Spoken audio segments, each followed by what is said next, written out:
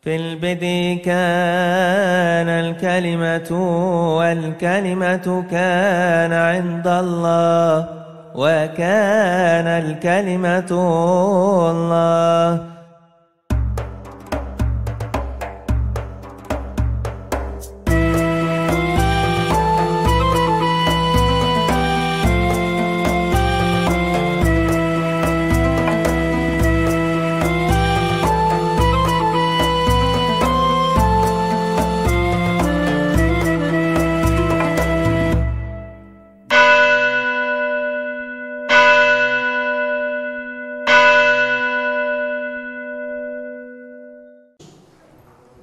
Kita akan membaca firman Tuhan dari Injil Matius pasal 16 ayat 13 sampai dengan ayat 20. Demikian firman Tuhan.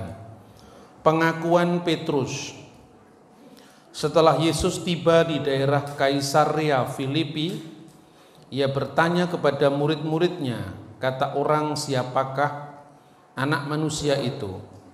Jawab mereka, ada yang mengatakan Yohanes Pembaptis, ada juga yang mengatakan Elia, dan ada pula yang mengatakan Yeremia atau salah seorang dari para nabi. Lalu Yesus bertanya kepada mereka, tetapi apa katamu, siapakah aku ini? Maka jawab Simon Petrus, engkau adalah Mesias, anak Allah yang hidup. Kata Yesus kepadanya, berbahagialah engkau Simon bin Yunus, bukan karena manusia yang menyatakan itu kepadamu, melainkan Bapa-Ku yang di surga.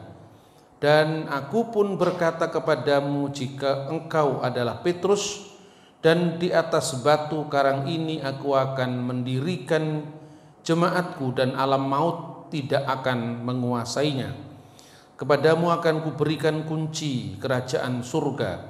Apa yang kau ikat di dunia ini akan terikat di surga, dan apa yang kau lepaskan di dunia ini akan terlepas di surga. Lalu Yesus melarang murid-muridnya supaya jangan memberitahukan kepada siapapun bahwa ia adalah Mesias. Saudara-saudara yang terkasih dalam Tuhan, ayat ini mungkin sudah sangat sering kita baca, dan sebetulnya ayat ini berbicara tentang penegasan komitmen murid-murid Yesus kepada gurunya.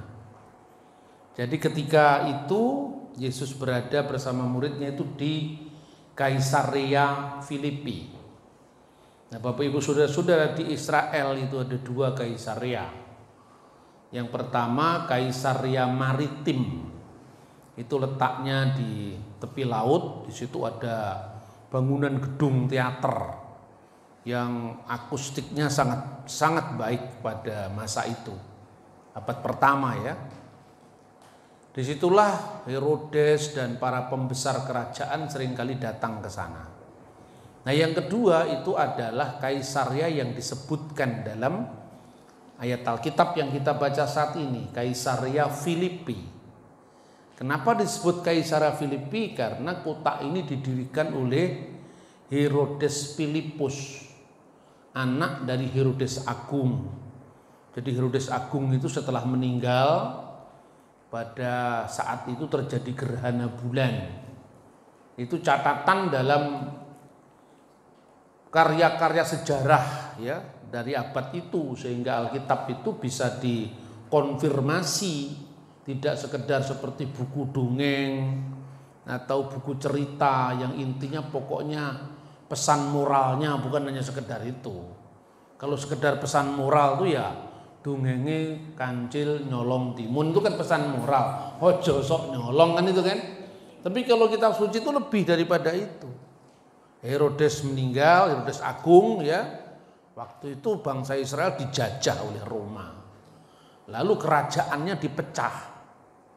Ya, siapa yang memecah? Romawi. Karena Herodes Agung itu sesungguhnya adalah orang penganut agama Yahudi. Dia sebetulnya Herodes Agung itu orang Arab sebetulnya. Bapaknya itu dari suku Edom. Suku Edom itu keturunan dari Esau, dan ibunya itu keturunan Nebayot. Nebayot itu putranya Ismail. Jadi itu tergolong orang Arab. Tetapi karena dia proselit masuk agama Yahudi, ya, ketika Israel waktu itu ditaklukkan oleh Jenderal Pompei. Jadi Israel dulu pernah menjadi negara merdeka. Pertama zamannya Saul, Daud, Salomo. Lalu Israel pecah menjadi dua, yang di utara ibu kotanya Samaria akhirnya, dan yang di selatan ibu kotanya Yerusalem. Kerajaan Israel dan kerajaan Yehuda. Kerajaan Israel tahun 722 sebelum Masehi ditawan di Asur. Kemudian kerajaan yang di selatan Yerusalem, Bait Suci dihancurkan yang dibangun Raja Salomo itu sampai tahun 586 sebelum Masehi, dibuang ke Babel. Nah, di Babel kira-kira 50 tahun bangsa Yehuda ini, negara Israel yang di sebelah selatan ini, kemudian berdasarkan edik itu kebebasan beragama, aturan kebebasan beragama dari Kores Agung, itu diizinkan. Jadi bekas tawanan Babel itu pulang ke negeri mereka masing-masing. Dan termasuk Israel diizinkan pulang ke negerinya, plus membangun bait suci bagi Allah Israel. Itu yang mengizinkan orang bukan Yahudi. Namanya Kores Agung. Ini bukan sekedar cerita Alkitab. Anda bisa membaca, itu namanya Prasasti Selinder Kores Agung. Nah, itu ada buktinya, tidak semua sekedar dongengi kancil nyolong timun, bukan sekedar itu. Yang penting ojo nyolong, kan itu kan. Kitab suci itu benar-benar bernilai historis. Nah, kemudian setelah pulang membangun bait suci yang kedua, direalisasikan zaman Esra dan Nehemia. Setelah Alexander Agung menaklukkan Timur Tengah, Ptolemeus berkuasa, kemudian Israel juga di bawah kuasa pemerintahan Yunani di Syria. Namanya Seleukid, ya, dinasti Seleukos atau Seleukid. Nah, di tempat itulah terjadi penajisan bait suci yang luar biasa. Ketika mereka mempersembahkan darah babi kepada patung dewa Dionysius, orang Israel tidak boleh menyucikan hari Sabat, orang Israel dilarang bersunat, maka timbul pemberontakan dari anak-anak imam besar Matatias, namanya dinasti Makabe. Nah, kata Makabe itu singkatan dari bahasa Ibrani Mikamuka Baelim Adonai. Siapakah yang seperti engkau di antara para ilah, ya Tuhan. Nah, di bawah dinasti Makabe ini berjalan antara tahun 164 sebelum Masehi sampai tahun 37 Masehi ketika Jenderal Pompei kembali menaklukkan tanah Israel. Nah, setelah ditaklukkan itulah Herodes Agung diangkat menjadi penguasa atau raja Yudea. Jadi Herodes Agung itu di bawah imperium kemaharajaan Roma. Nah, ketika Herodes Agung mati, ya, itu tahun 1 sebelum Masehi, kira-kira bulan Februari Maret, karena terjadinya gerhana bulan. Menurut sejarawan abad pertama namanya Flavius Josephus, kemudian dilihat secara teleskop itu gerhana bulan itu kapan hanya terjadi bisa ditentukan, termasuk orang Majus datangnya kapan. Makanya nanti bisa ditentukan kalender Natal itu 25 Desember. Dan itu tidak ada hubungannya dengan dewa matahari. Ini orang-orang Kristen ini kalau nggak tahu sejarah itu akan mudah sekali diombang-ambingkan. Sekarang kan banyak gereja yang tidak mau merayakan Natal karena dewa matahari itu ruweh. Wacanane titik terbatas tapi sombongnya tidak karu-karuan gitu kan. Itu yang sering terjadi sekarang ini. Yaitu orang kemelinti, loh bahasanya orang Blitar tuh, wong kemelinti kumawani kurang hati-hati, gitu. Ini sering terjadi. Nah, setelah Herodes Agung meninggal, kerajaannya dipecah supaya tidak bisa bersatu. Separuh negeri itu di wilayah Yudea. Itu diperintah oleh anak pertamanya Herodes Agung, namanya Arkelaus. Seperempatnya lagi diberikan kepada Filipus. Seperempatnya lagi diberikan kepada Antipas. Nah, Kaisarea Filipi ini wilayahnya Filipus, gitu loh ceritanya. Di utara tempatnya Kaisarea Filipi, dan tempat itu, saudara-saudara, dulu merupakan penyembahan dewa Yunani yang namanya Pan. Nah, Pan itu dewa yang sangat menggentarkan orang-orang Yunani. Di situ ada ceruk-ceruk gua, lalu batu karang. Sampai sekarang masih bisa dilihat. Batu karangnya itu tinggi-tinggi, ada ceruk-cerukan gua begitu. Itu untuk menyembah dewa Pan. Nah, makanya disebut Paneas dalam bahasa Yunani. Lalu sekarang ini karena menjadi perkampungan yang banyak dihuni oleh orang-orang non-Yahudi. Pada waktu itu kebanyakan dihuni orang-orang Arab keturunan Ismail. Dari suku yang namanya Yetur yang menjadi suku Eturia. Itu salah satu dari 12 putra Ismail, Arab juga. Di tempat itulah makanya sekarang disebut dari Paneas menjadi Banias. Karena orang Arab itu tidak bisa ngomong huruf P. Gitu? Makanya kalau ngomong Paulus jadi Bulus. Nah, tapi bukan Bulus bahasa Jawa ini. Kalau ada membaca Alkitab itu ya, Alkitab dalam bahasa Arab. Risalatu Bulus Rasulil awal ila ahli Korintus. Surat Rasul Bulus yang pertama kepada orang Korintus. Risalatu Bulus Ar-Rasul al-awal ila ahli Tesaloniki misalnya. Surat Rasul Bulus yang pertama kepada orang Tesalonika. Enggak bisa ngomong Paulus, makanya Bulus. Tapi bukan Bulus bahasa Jawa, bukan ini Bulus bahasa Arab. Petrus nggak bisa ngomong Butros, orang Arab. Orang ngomong sastri tidak bisa. Ngomongnya santri. Ya, itu kan dari zaman Majapahit itu. Dari Majapahit itu ada namanya Mandala Sastrin. Mandala itu rumah besar. Sastri itu untuk apa? Untuk belajar sastra. Itu bahasa Sanskerta. Misalnya Manawa Dharma Sastra. Ya, Kutara Manawa Dharma Sastra. Sastra itu artinya hukum, agama, kesusastraan dalam pengertian sekarang. Nah, zaman dulu orang-orang yang belajar agama itu sejak abad 10 Masehi, zamannya Raja Dyah Balitung, itu namanya angaji. Ini bahasa Jawa kuno, ini bukan zamannya Islam. Sebelum Islam sudah ada.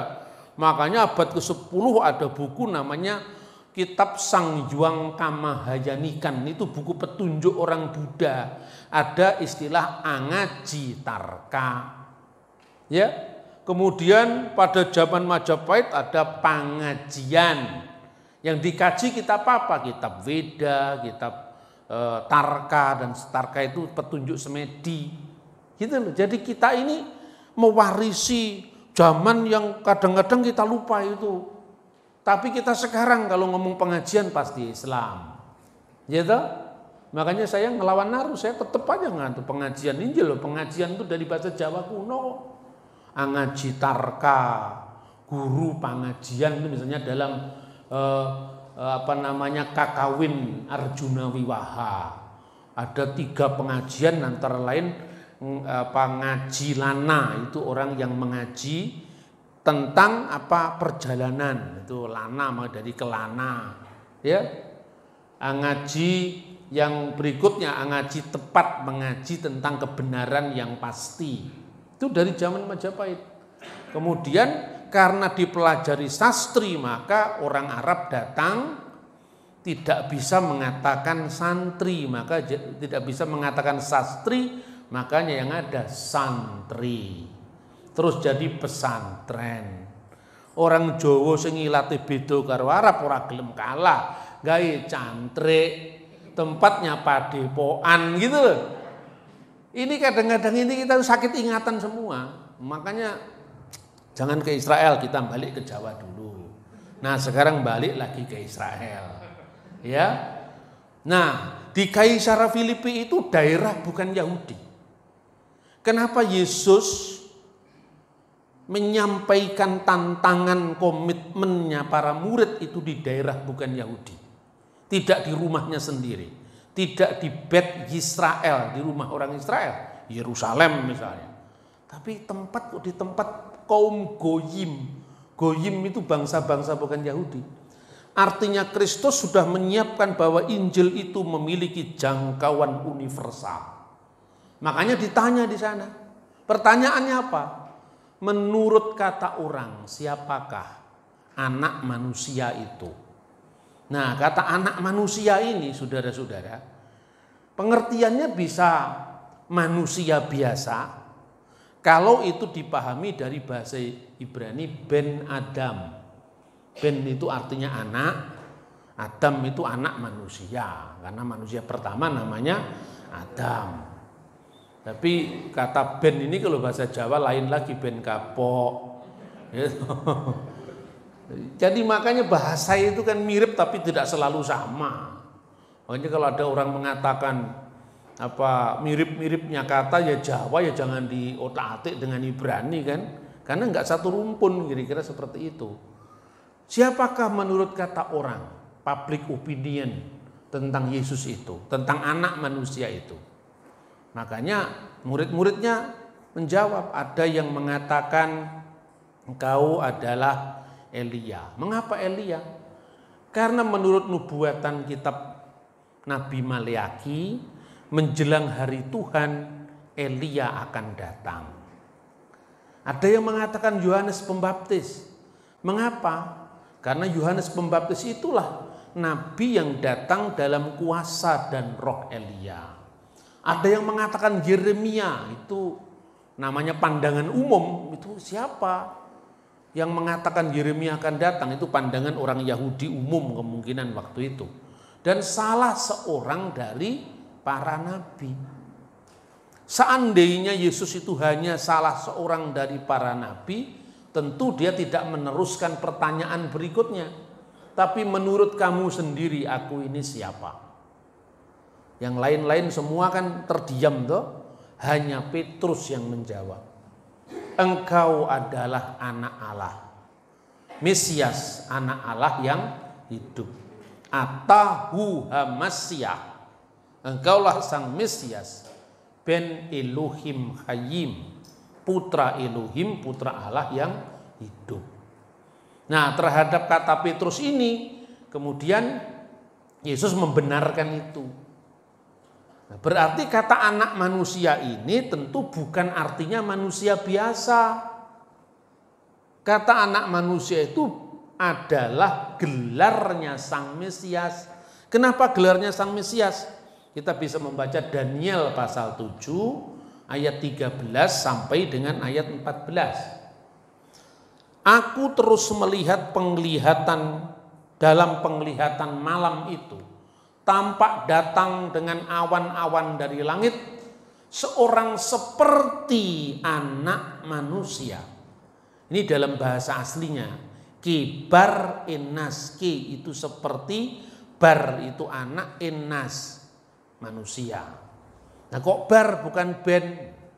Ini bukan barudan, baradus, bukan. Bar di sini artinya anak tapi dalam bahasa Aramaik. Kalau ben bahasa Ibrani, kalau bin bahasa Arab. Ya, karena satu rumpun itu sama-sama dari Timur Tengah. Ya, kibar enas seperti anak manusia. Datanglah ia kepada yang lanjut usianya itu. Nah kata-kata ini bisa menyesatkan, yang lanjut usianya dipikir orang tua, ini bukan. Dalam bahasa Aram aslinya itu datang kepada Atik Yomaya. Yomaya, Yom itu artinya hari-hari. Yomaya itu hari-hari. Atik Yomaya, Atik itu kekal. Yomaya hari-hari, yang hari-harinya kekal. Artinya Tuhan yang maha kekal, maksudnya Bapa surgawi. Dan dibawa kepadanya, lalu diberikan ayat 14 kepadanya kekuasaan dan kemuliaan dan kekuasaan sebagai raja maka orang-orang dari segala bangsa, suku, bangsa, dan bahasa mengabdi kepadanya. Jadi pengertian inilah yang dimaksudkan oleh Yesus. Siapakah Bar-Enas itu menurut kamu? Kamu kan baca Alkitab kira-kira seperti itu. Peka tidak? Saya ini siapa? Ya, karena apa? Ini dinyatakan sebagai raja segala bangsa.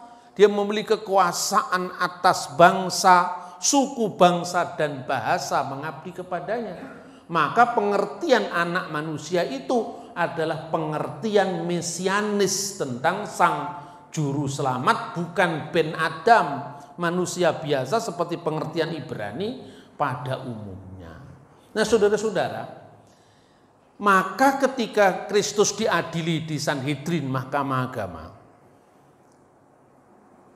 para imam itu mendesak Yesus, siapakah kamu? Kenapa kamu diam? Kenapa kamu tidak menyatakan dirimu? Lalu apa kata Yesus? Markus pasal 14 ayat 62. Akulah dia. Kata akulah dia itu mengingatkan statement Tuhan dalam kitab suci perjanjian lama. Anihu, ego eimi. Akulah dia. Dan kamu akan melihat anak manusia duduk di sebelah kanan yang maha kuasa.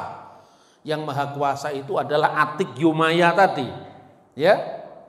Dan datang di tengah-tengah awan-awan di langit. Aku terus melihat penglihatan malam itu. Tampak datang dengan awan-awan di langit ke Bar-Enas seperti anak manusia. Jadi maksudnya di situ adalah Sang Mesias. Dan apa kata imam besar itu? Kita butuh saksi apa lagi? Dia sudah menghujat Allah. Makanya Yesus dijatuhi hukuman mati.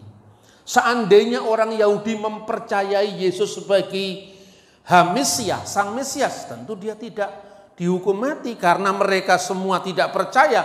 Ini hanya gelar bagi Sang Mesias yang ilahi. Ini bagi gelar bagi Sang Mesias yang kekal. Siapakah kamu sehingga kamu mengaku diri Mesias? Ini penghujatan. Jadi kenapa Yesus dihukum mati? Karena orang Yahudi menolak kemesiasan Yesus. Sehingga ucapan Yesus dianggap sekedar klaim Yesus semata-mata dan bukan kebenaran yang diyakini oleh mereka. Nah, saudara-saudara yang terkasih dalam Tuhan, memang ketika kita membaca kitab suci ya, tanpa kita mengetahui konteksnya, itu kadang-kadang kemudian terus jadi ajarannya aneh-aneh gitu kan. Nah, itu bukan hanya terjadi pada orang di luar Kristen yang tidak paham iman Kristen. Di kalangan Kristen sendiri. Kalau di kalangan orang di luar Kristen kan tinggal menjawab tuh. Iman kami tidak begitu Pak. Itu salah. Itu contoh ya. Di Semarang itu kira-kira tahun 2001 tahun berapa. Saya sama istri itu ke toko buku Gramedia. Kemudian ada buku-buku sastra. Saya itu kan baca sastra, baca filsafat, baca agama, semua saya baca. Kita baca semua. Tiba-tiba di situ ada ya anak muda sejoli, ya. Satunya ganteng, satunya cantik. Rupanya mereka lagi pacaran. Kelihatannya Kristen karena ada kalung salibnya kecil gitu. Ya karena saya membaca buku yang sama, dia dekat dengan saya. Si cowoknya itu ngomong sama ceweknya tadi, jangan baca ini. Kenapa? Ini menghujat Tuhan. Kok bisa menghujat Tuhan dari mana? Bingung saya. Nah, setelah dia pergi lewat ya, rupanya ceweknya juga manut saja sama cowoknya tadi. Oh ini tersesat informasi ini dua-duanya ternyata. Ketika dia sudah tidak ada, pergi. Buku yang dia baca tadi saya baca. Sampul belakangnya itu tertulis. Kalau selama ini ternyata bukunya Khalil Gibran. Khalil Gibran itu adalah orang Kristen Libanon. Tentu bahasanya kan Arab toh. Dia mengatakan orang ini tidak percaya Yesus itu adalah Mesias. Yesus itu adalah Tuhan. Kira-kira seperti itu. Pergi, oh rupanya buku ini yang membuat dia menyimpulkan Kalau selama ini gereja mempermaklumkan Kristus sebagai Tuhan, maka Khalil Gibran hanya menyebut Yesus itu manusia biasa. Buku itu diberi judul, itu karya-karya penyair Libanon Khalil Gibran, judulnya adalah Sang Anak Manusia. Yesus Sang Anak Manusia, Yeshua Ibnul Insan, Yesus Sang Anak Manusia. Jadi artinya dipahami manusia biasa gitu loh. Makanya saya hubungkan dengan ayat Alkitab ini. Wah, saya kan tahu Gibran itu siapa. Gibran itu cucu seorang pendeta dari gereja Maronit, seorang abuna dari gereja Maronit, namanya Istafen Rahmeh. Kenapa kok gereja Maronit itu punya cucu pasturnya? Karena gereja Maronit itu boleh nikah. Kalau di gereja timur kan abuna itu maupun gereja timur ya, baik ortodoks maupun katolik ritus timur itu boleh menikah. Kalau katolik ritus Latin nggak boleh menikah. Ya, jadi dia punya kakek itu namanya Estefan Rahmeh. Estefan itu Stefanus, Steve katanya orang barat ya. Kalau orang Jawa setip itu tinggi musek-musek gitu, setip gitu. Estefan Rahmeh ya. Nah, kemudian dia ini lahir dari keluarga Kristen tapi penyair terkenal. Jadi di Indonesia rupanya ya, orang memikir bahwa Arab itu mesti Islam gitu loh. Makanya Khalil Gibran kan dikagumi sekali. Karena dari beberapa tahun lalu Khalil Gibran itu kan mendominasi buku-buku Gramedia di mana-mana. Karena apa? Ini syairnya bagus-bagus, ada sayap-sayap yang patah, Yesus Sang Anak Manusia, terus air mata dan senyuman, macam-macam kan. Terus jiwa sang pemberontak. Nah, gara-gara itu maka kemudian saya kontak teman saya yang baru saja dari Libanon dan dia punya koneksi dengan teman-teman di Libanon. Dia menjadi pelatih bola di Banjarmasin. Terus saya bilang, tolong bisa nggak saya dipesankan buku-buku dari Libanon? Kan waktu itu belum ada Amazon belum ada itu, masih jarang sekali pun kalau nggak ada itu pengirimannya sulit. Lalu lewat seorang teman ini dikirimkan karya-karya Khalil Gibran lengkap ya, berapa jilid itu. Saya baca itu terus dalam bahasa Arab. Karena saya kepingin harus membaca Khalil Gibran dalam bahasa Arab. Karena tulisan Gibran itu ada sebagian dalam bahasa Inggris, aslinya ditulis dalam bahasa Inggris. Misalnya Jesus the Son of Man, Yesus Sang Anak Manusia, tapi ada yang dalam bahasa Arab. Misalnya Yesu al-Maslub, Yesus yang disalib, itu bahasanya Arab. Nah, setelah saya pelajari ternyata Gibran itu ketika nulis buku ya yang judulnya Yesus Sang Anak Manusia itu mengalir deras dari ilham jiwanya. Dia itu sedang jalan-jalan di pasar tua kota Nazaret. Jalan-jalan gini, pasar tuanya sampai sekarang masih tetap sama itu. Kalau kita naik ke gereja namanya Kanisah Al-Bisaro. Jadi gereja kabar baik. Jalannya naik begini, di sini pasar-pasar tradisional. Kakinya terantuk batu. Gara-gara kakinya kesandung itu dadi syair. Kira-kira lek wong Surabaya kakinya kesandung, binatang yang keluar jangkrik. Terus salai jangkrik ya apa? Ya bener kan? Lo yang disalahkan jeduk jangkrik orang dadi syair. Makanya kalau kesandung bilang puji Tuhan nanti jadi syair. Syairnya jadi buku yang dikenal dengan Yeshua Ibnul Insan, Yesus Sang Anak Manusia. Bukunya sudah jadi, mau kepercetakan. Belum ada judul. Ini sejarahnya begitu. Dia menghubungi temannya. Nah, temannya itu seorang abuna dari gereja Syriak Ortodoks. Namanya adalah Antoni Basir. Bukan Abu Bakar Basir. Ya sama-sama Arabnya nama-nama begitu kan, nama-nama orang Arab itu nama seorang pastor, nama seorang abuna. Lalu konon kisahnya abuna ini memberikan usulan. Ini kan bicara tentang sosok Kristus, Sang Firman yang menjadi manusia. firman yang kekal yang menghempaskan diri dalam drama kemanusiaan, sehingga firman itu menjadi darah dan menjadi daging katanya. Lalu diambillah teks dari Daniel pasal 7 itu yang tadi kita baca tadi loh. Maka terus diberi judul Yeshua Ibnul Insan, Yesus sang anak manusia. Nah pertanyaannya sekarang, sing salah sopo? Ojo kesusu nyalah nih Islam, Islam ora salah, ora roh kok. Salah Kristen ora roh. Kristennya kan kita ndak tahu kalau Gibran itu seorang penyair besar yang dari gereja Maronit, kita ndak tahu kan. Maka ketika teman-teman kita yang menerbitkan menjadi buku, diterbitkan di Jogja itu, judulnya Yesus sang anak manusia, terus dipahami seolah-olah artinya manusia biasa, yaitu bukan salahnya dia. Wong dia yang tidak ngerti kan. Nah, agama itu tidak perlulah kita harus saling bertengkar, saling menghujat. Kan semua bisa dibicarakan sambil minum kopi.